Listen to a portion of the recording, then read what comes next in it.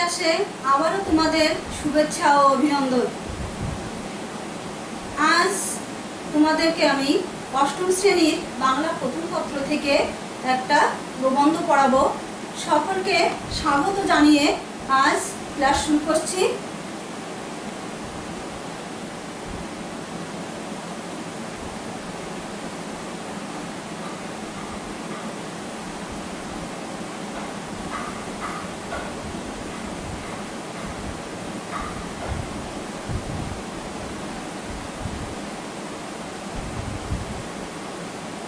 আমি দীপ্তি সর্দার, দাকব সাহেবরাবাদ মাধ্যমিক বিদ্যালয়, দাকব, খুলনা।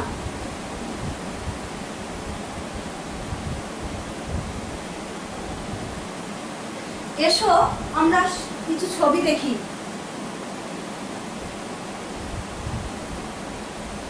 একটা ছবি আমরা স্ক্রিনে দেখতে পাচ্ছি, একটা কাপড় কিন্তু একটা আংটির ভেতর দিয়ে প্রবেশ করানো।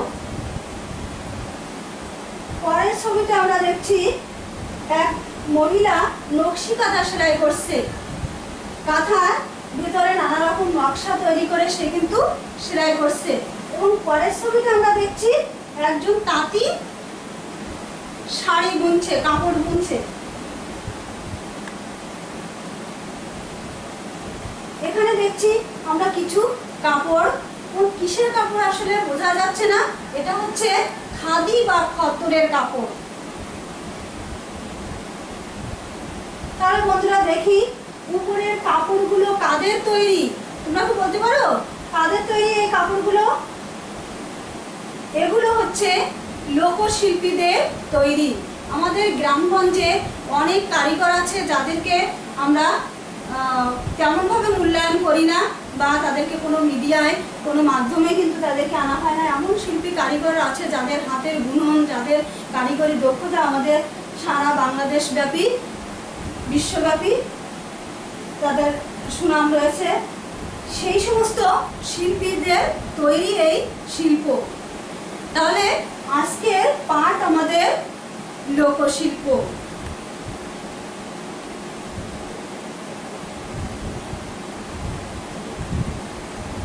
আমাদের আজকের পাঠ হচ্ছে লোকশিল্প। আমরা আর একটা ভিডিও আমরা দেখব।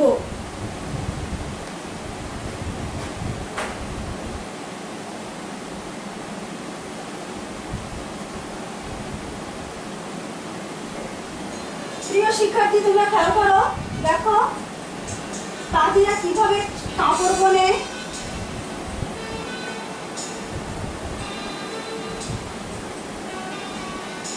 কিভাবে মহিলারা নকশি কাঁথা সেলাই করছে, কিভাবে মাটির জিনিস তৈরি করছে।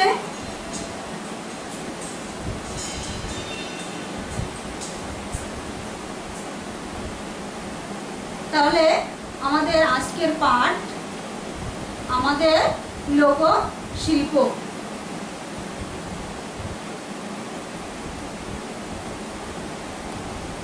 আমাদের লোকশিল্প প্রবন্ধটি কার লেখা? কামরুল হাসান, লেখক কামরুল হাসান। আমরা দেখি এই পাঠ শেষে আমরা কি কি জানতে পারবো। লেখক কামরুল হাসানের পরিচয় বলতে পারবো, আমাদের লোকশিল্প গদ্যাংশটির অংশবিশেষ আদর্শকে পাঠ করতে পারবো, নতুন কিছু শব্দের অর্থ করতে পারবো এবং বাক্য রচনা করতে পারবো।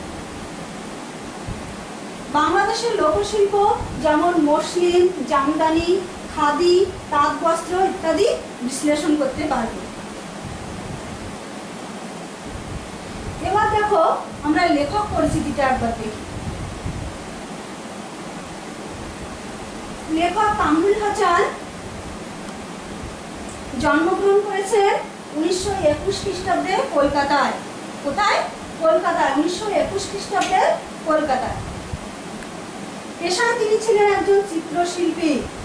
পেশায় তিনি একজন চিত্রশিল্পী ছিলেন, একজন খ্যাতনামা শিল্পী হিসাবে তিনি দেশ বিদেশে পরিচিতি লাভ করেন।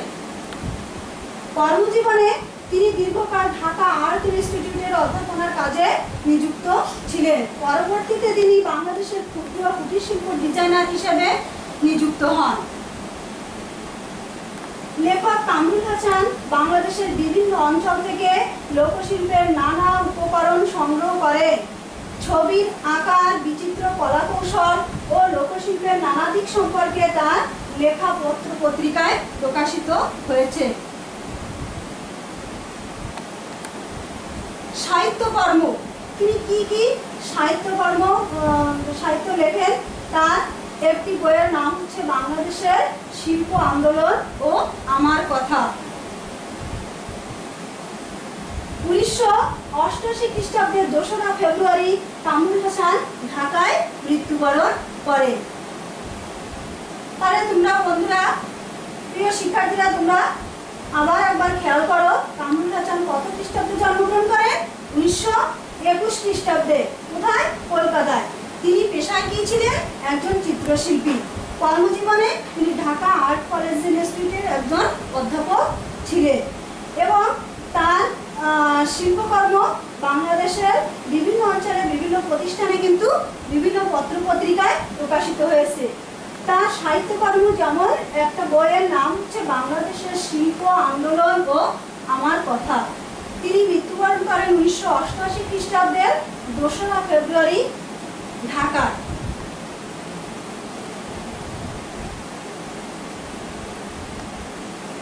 এবার আমরা বইয়ের পাতায় যাব। তোমরা শিক্ষার্থীরা, তোমরা বই বের করো। কামরুল হাসানের আমাদের লোকশিল্প। আমাদের লোকশিল্প প্রবন্ধটি আমাদের লোককৃষ্টি গল্পগ্রন্থ থেকে নেওয়া হয়েছে। আমাদের লোককৃষ্টি গল্পগ্রন্থ থেকে আমাদের লোকশিল্প প্রবন্ধটি নেওয়া হয়েছে।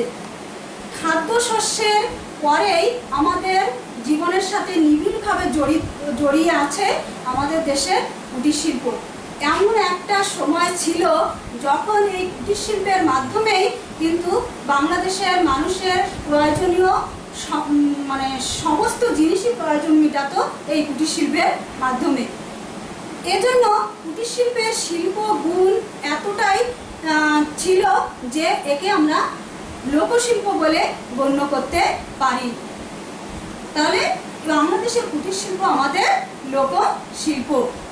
এই লোকশিল্প বলতে আমরা কি বুঝি? লোকশিল্প বলতে আমরা বুঝি দেশের মানুষ দেশীয় কাঁচামাল দিয়ে যে সমস্ত শিল্প সামগ্রী নির্মাণ করে। দেশের মানুষ দেশীয় কাঁচামাল দিয়ে যে সমস্ত শিল্প সামগ্রী তৈরি করেন তাকে আমরা লোকশিল্প বলি। প্রিয় শিক্ষার্থী, তোমরা খেয়াল করো, আমি বইটা আগে থেকে লিখে রেখেছি। প্রথম লোকশিল্প হচ্ছে ঢাকাই মসলিন। ঢাকাই মসলিন হচ্ছে পৃথিবী খ্যাত একটা কাপড়, যে কাপড়টা আমাদের ঢাকায় অদূরের ডেমরা অঞ্চলে তাঁতিরা তৈরি করত এবং এই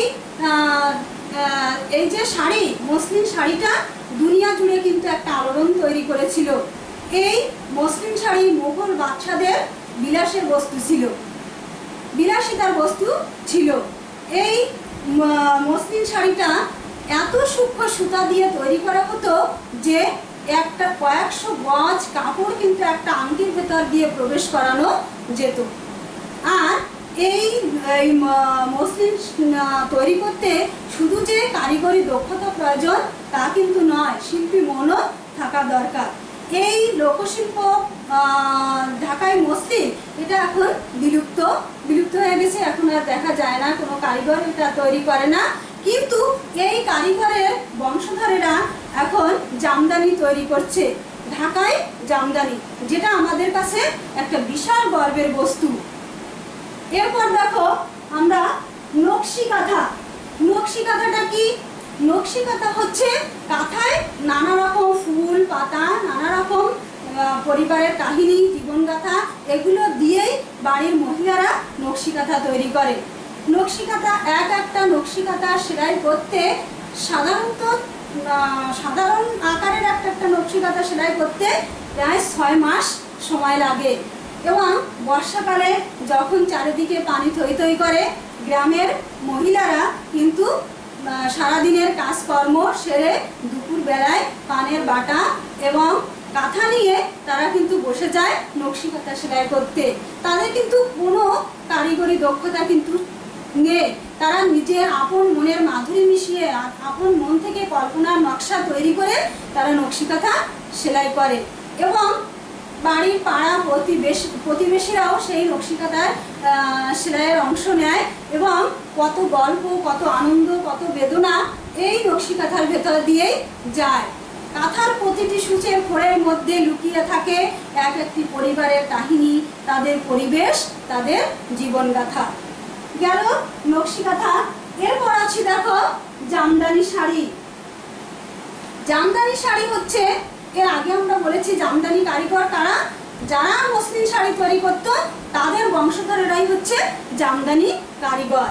এই জামদানি কারিগররা ঢাকার নারায়ণগঞ্জের নওপাড়া গ্রামের অধিবাসী।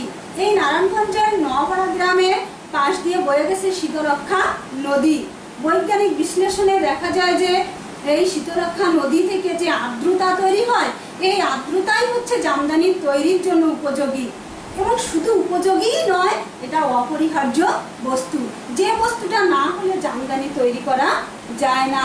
এবং বাংলাদেশের বড় বড় কারখানা, জামদানির কারখানা, বড় বড় কারিগররা কিন্তু এই শীতলক্ষ্যা নদীর তীরবর্তী এলাকায় বড় বড় কারখানাগুলো গড়ে তুলেছে। জামদানি, ঢাকায় জামদানি আমাদের কাছে গর্বের বিষয় এবং সারা বিশ্ব জুড়ে জামদানির সুনাম রয়েছে। এরপর হচ্ছে তাঁত শিল্প। 4 নম্বর হচ্ছে তাঁত শিল্প। তাঁত শিল্প বাংলাদেশের ঢাকা, শাহজাদপুর, টাঙ্গাইল, কুমিল্লা, চট্টগ্রাম এই বিভিন্ন অঞ্চলে কিন্তু তাঁত শিল্পের জন্য বিখ্যাত। এরপর দেখি আমরা খাদি বা খদ্দর। খাদি বা খদ্দর কি কাপড়? এর বৈশিষ্ট্য হচ্ছে এর সবটাই হাতে প্রস্তুত। কিভাবে এই খাদি বা খদ্দর তৈরি করে? খাদি বা খদ্দর যারা তৈরি করে সেই কারিগরদের বাড়ির আশেপাশেই তারা তুলা গাছ লাগায়। তুলা গাছ লাগানোর পর সেই তুলা থেকে তারা নিজেরাই তুলা সংগ্রহ করে এবং তুলা থেকে সুতা কাটে। যারা এই সুতা কাটে তাদেরকে বলা হয় কাটুনি। এবং এই সুতা কেটে তারা হস্তচালিত যে তাঁত, সেই তাঁতে কাপড়গুলো তৈরি করে। এবং এমন একটা সময় ছিল যখন ব্রিটিশরা আমাদের শাসন করত, তখন স্বদেশী আন্দোলন হয়েছিল। সেই স্বদেশী আন্দোলনের সময় বিদেশি কাপড় বর্জন করে দেশি কাপড়, এই খাদি কাপড়ের কিন্তু তখন ব্যবহার্য দ্রব্য ছিল। এরপর আছে মণিপুরি শাড়ি। এই মণিপুরি শাড়ি পার্বত্য চট্টগ্রামের রাঙামাটি, খাগড়াছড়ি, কুকি, মুরং, চাকমা যে উপজাতি শ্রেণী, তারা কিন্তু নিজেদের কাপড় নিজেরাই তৈরি করে পরে। তারা এক ধরনের মোটা মণিপুরি শাড়ি তৈরি করে, যেগুলো তারা নিজেরা ব্যবহার করে এবং এখন সারা বাংলাদেশে কিন্তু এই শাড়ি ব্যবহৃত হচ্ছে। এরপর কাঁসা ও পিতল। কাঁসা পিতল কিভাবে তৈরি করে? কাঁসা পিতল হচ্ছে গলিত কাঁসা মাটির ছাঁচের ভিতর ঢেলে দেয়। গরম গলিত কাঁসা মাটির ছাঁচের ভিতর ঢেলে দেয়। ঢেলে দেওয়ার পরে যখন সেটা শক্ত হয়ে আসে, তখন মাটির ছাঁচটি ভেঙে পাত্রটি বের করে। এভাবে বালতি, বদনা, থালা, গ্লাস, এভাবে কাঁসা পিতলের জিনিসগুলো বের করে। বের করার পর এগুলো ঘষে ঘষে কিন্তু তাদের উপর কারুকার্য করা হয়। এটা হচ্ছে কাঁসা এবং পিতল। আরও লোকশিল্পের ভিতর আছে মৃৎশিল্প, যেমন আছে কাঠের তৈরি শিল্প, যেমন আছে সিলেটের শীতল পাটি আর হচ্ছে খুলনার মাদুর। এগুলো আমাদের লোকশিল্পের ঐতিহ্য, যেগুলো আমাদের দেশ থেকে আস্তে আস্তে বিলুপ্ত হতে চলেছে।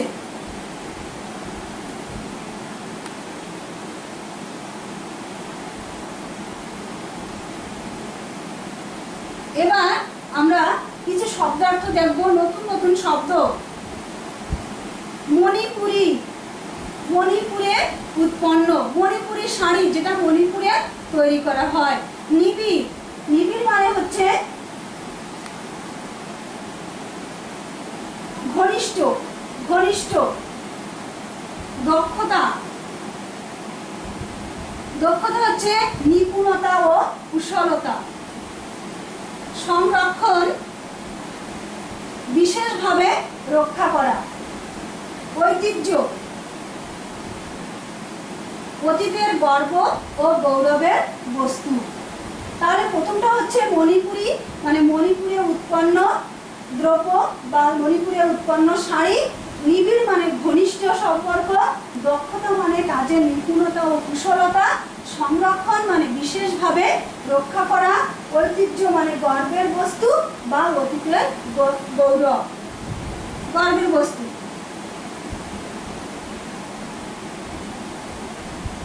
এবার শিক্ষার্থী তোমরা ছবিটার দিকে খেয়াল করো। আমরা এই যে ছবিটার দিকে দেখছি, এই ছবির সাথে কোন লোকশিল্পের আমরা নিদর্শন পাই? একটা আংটির ভেতরে প্রবেশ করানো আছে, তাহলে নিশ্চয়ই তোমরা বলতে পারবে এটা হচ্ছে ঢাকাই মসলিন। এটা হচ্ছে ঢাকার জাদুঘরে মসলিন শাড়ি, এখন আর কেউ ব্যবহার করে না, এটা ঢাকার জাদুঘরে রাখা আছে। আর এটা হচ্ছে ঢাকাই জামদানি শাড়ি।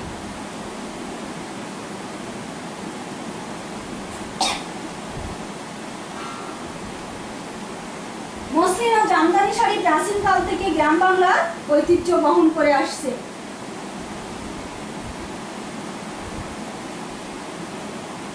এবার দেখি আমরা নকশি কাঁথা। বিভিন্ন রকম নকশা, বিভিন্ন রকম ছবি দিয়ে তারা গ্রামের মহিলারা কিন্তু নকশি কাঁথা তৈরি করেছে। এই নকশি কাঁথাগুলো দেখেই বোঝা যাচ্ছে যে নকশি কাঁথার প্রতিটি সূচের কোণের মধ্যে লুকিয়ে আছে এক একটি পরিবারের কাহিনী এবং তাদের পরিবেশ, তাদের জীবনগাথা, যা আজ লুপ্ত প্রায়। আরো কিছু ছবি দেখি যে তাঁতিরা তাঁত বুনছে, জামদানি বুনছে তাঁতে। এগুলো কিসের ছবি? তাঁতিরা কাজ করছে, তাঁতিরা তাঁতে কাপড় বুনছে। এবার প্রিয় শিক্ষার্থী, তোমরা তোমাদের খাতা নিয়ে হয়তো বসেছো, খাতায় তোমরা এই প্রশ্নের উত্তরগুলো লিখবে।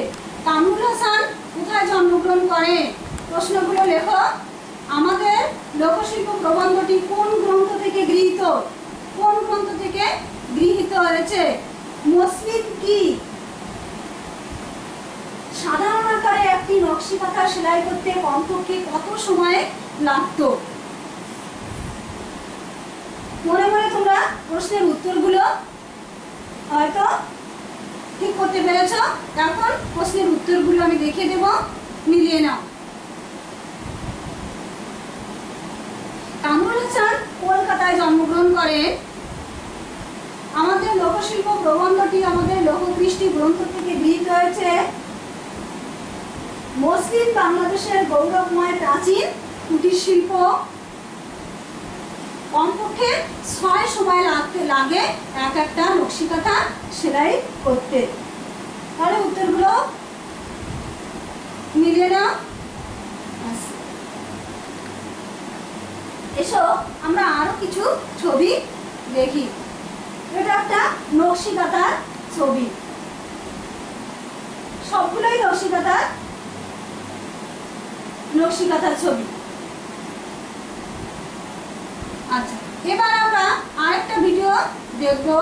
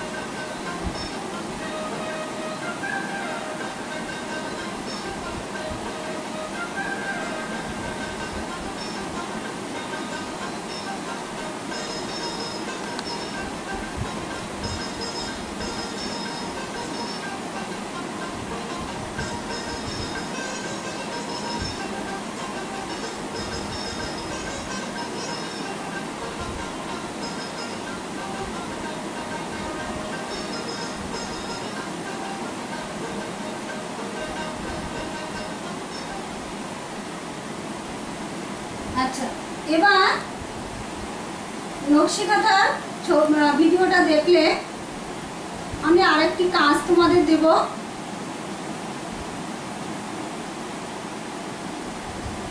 প্রতিটি সূচের কোণের মধ্যে লুকিয়ে আছে এক একটি পরিবারের কাহিনী ও তাদের জীবনগাথা ব্যাখ্যা করো।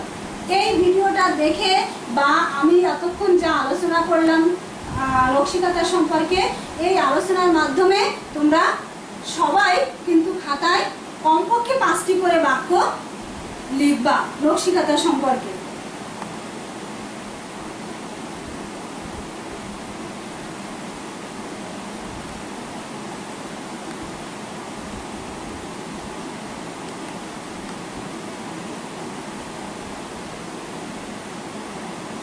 নকশি কাঁথা সেলাইয়ের উপযুক্ত সময় কখন?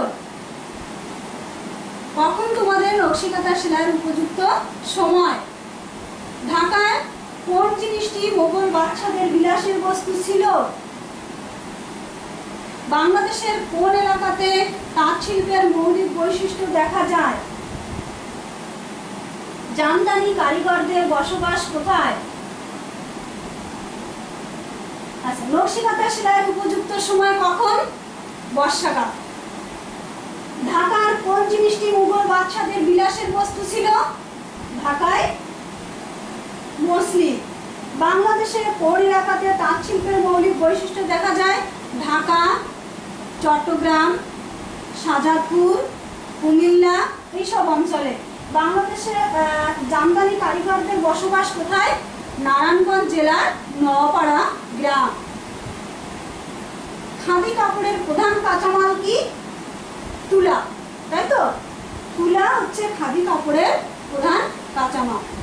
এবার আমি তোমাদের বাড়ির কাজ দিব। বাড়ির কাজটা খাতায় লিখে নাও। লোকশিল্পের অংশ হিসেবে মসলিন, জামদানি ও খাদি বস্ত্র সম্পর্কে 3টি করে বাক্য লিখবে। লোকশিল্পের অংশ হিসেবে মসলিন, জামদানি ও খাদি বস্ত্র সম্পর্কে 3টি করে বাক্য তোমরা খাতায় লিখবে। সুপ্রিয় শিক্ষার্থী বন্ধুরা, এখানেই তোমাদের ক্লাস শেষ। আবারও ধন্যবাদ জানিয়ে তোমাদের ক্লাসটি এখানেই শেষ করলাম।